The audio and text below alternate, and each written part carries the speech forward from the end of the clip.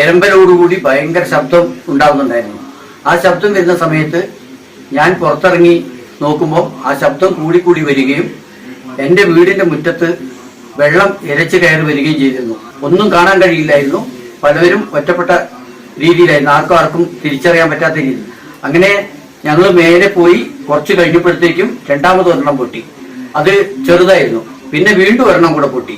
അതിനുശേഷം ഞങ്ങൾ എല്ലാവരും കൂടെ ഒരു വീട്ടിൽ, ഉയരത്തിലൊരു വീട്ടിലിരിക്കുന്ന സമയത്ത് വീണ്ടും ഒരു ഭയങ്കരമായിട്ടൊരു പൊട്ടൽ പൊട്ടി. അങ്ങനെ ഞങ്ങൾ എല്ലാവരും കൂടെ അടുത്തുള്ള ഒരു പത്മനാഭൻ എന്ന് പറയുന്ന ഒരാളുടെ കാപ്പിത്തോട്ടത്തിന്റെ ആ ഭാഗത്തുള്ള കുന്നിന്റെ ഉയരമുള്ള പ്രദേശത്ത് ഞങ്ങളൊരു 10, 60, 70ഓളം ആൾക്കാർ കൂടി നിൽക്കുകയും അവിടുന്ന് രണ്ടേകാലിനാണ് ലാസ്റ്റത്തെ പിന്നെ ഇത് സംഭവിക്കുന്നത്, ഉരുളുപൊട്ടൽ സംഭവിക്കുന്നത്.